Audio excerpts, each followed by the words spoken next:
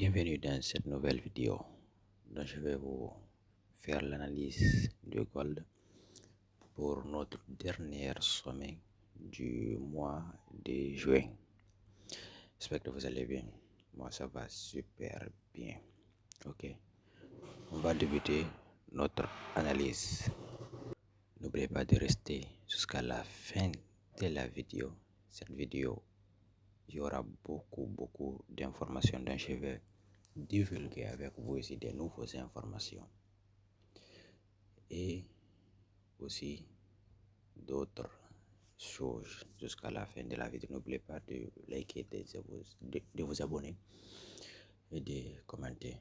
Bon, sur le gold, nous sommes dans une tendance baissière claire. Voilà, nous sommes sur le gold. Il y a eu des impulsions de correction de retracement. Nous, la zone qui nous intéresse, c'est cette zone où le prix se trouve. On ne va pas aller chercher les zones de 1900.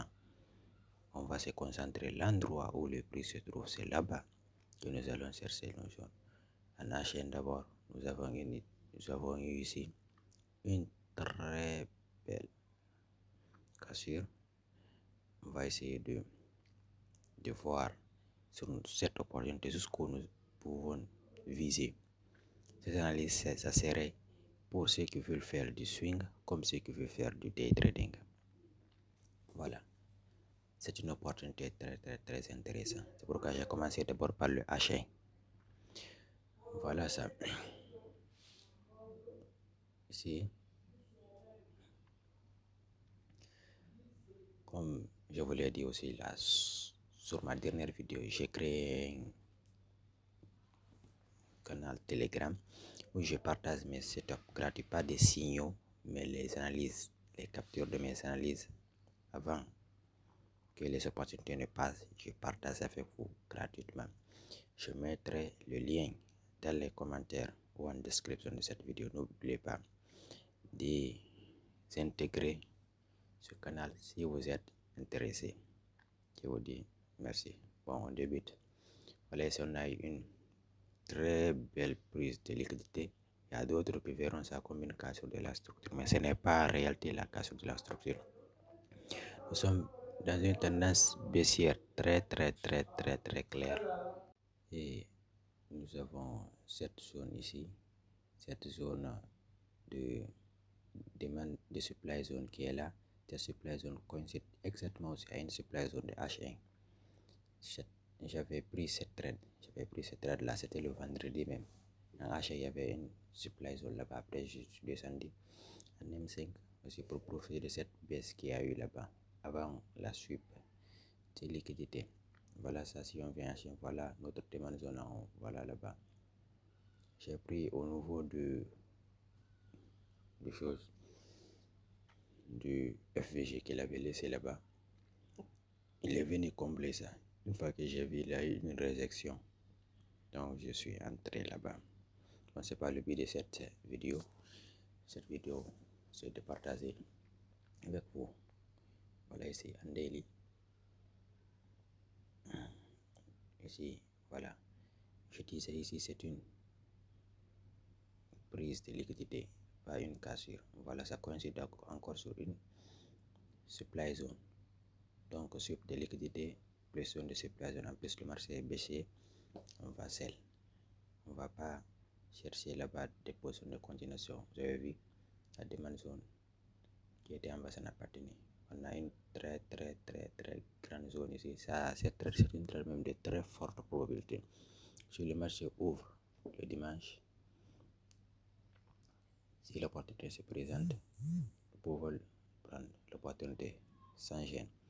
Notre premier tip pour les day traders, pour ceux qui veulent faire du day trading, entrer sur le court terme et sortir, c'est ici. Moi personnellement, je vais prendre le milieu de ma zone, vu que le stop loss là-bas ça serait un peu plus large.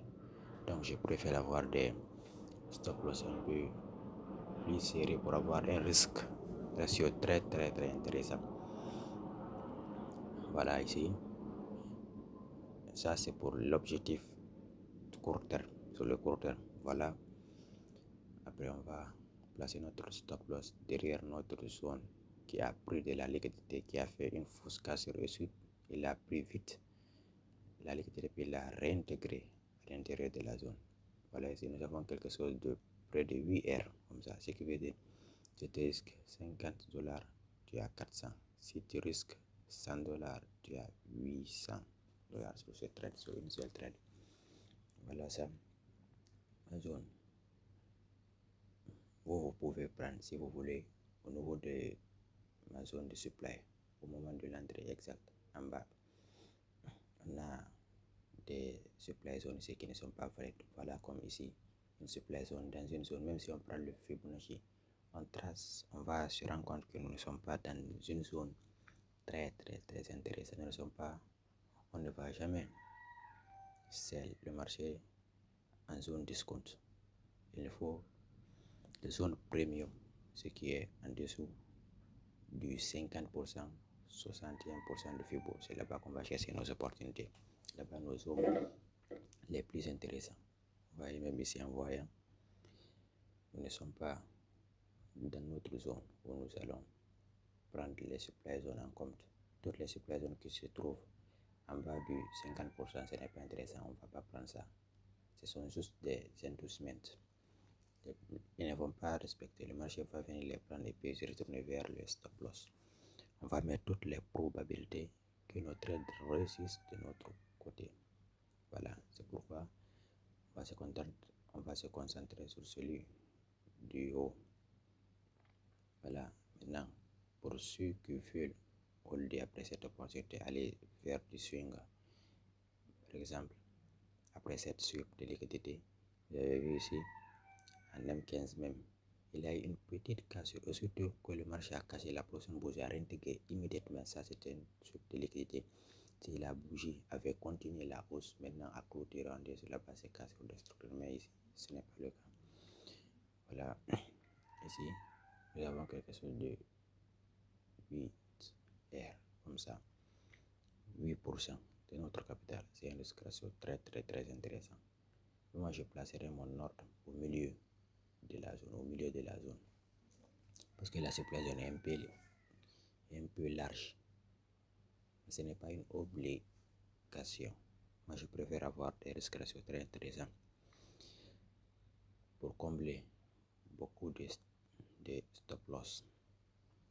Plus maintenant, si on vise nos dernières zones de liquidité qui se trouvent en H1, là-bas, on aura quelque chose aussi de beaucoup plus intéressant. Beaucoup plus intéressant.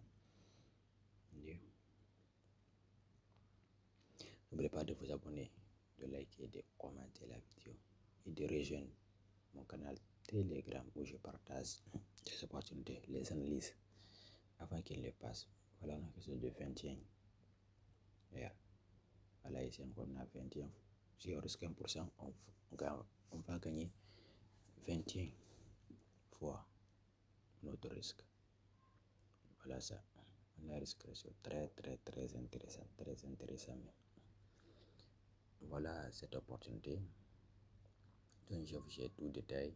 Moi, en tant que day trader, je vais viser d'abord ce premier point bas. Si le prix aussi m'offre d'autres supply zones, je vais pourquoi pas continuer. Mais je ne vais pas garder les trades la nuit parce que ils vont prendre des swaps. Moi, je n'ai pas compris ça. Aussi, il y a le spread aussi. Donc, je vais sortir avant l'heure du spread. Voilà tout simplement ce que nous allons attendre à l'ouverture du marché. Ce que le prix retrace jusqu'au niveau de notre point d'entrée et puis après le marché. Voilà cette vidéo. N'oubliez pas de liker, de vous abonner, de partager et de commenter. Je vous dis à la prochaine. C'était cette opportunité, toujours avec ma stratégie supply and demand zone. Donc, qui m'a permis de faire des payouts, de valider des comptes profit. Et même cette semaine passée, j'ai validé un autre compte profit. Je mettrai la fiche de compte à la fin de cette vidéo. Voilà le certificat de banque qui a été validé en laps d'une seule semaine. une seule semaine, j'ai validé ça avec la même stratégie supply and demand. Bah, c'est une stratégie qui marche très bien et qui m'a permis aussi de générer des payouts. Voilà. Vous n'avez pas besoin d'avoir des stratégies qui ont des hautes win rates. Et puis, pour réussir dans ce domaine, il suffit juste d'avoir une stratégie et de la respecter correctement et éviter de changer les onglets de stratégie en stratégie. Cela ne mène nulle part. Voilà, ça c'était tout. Je vous dis à la prochaine.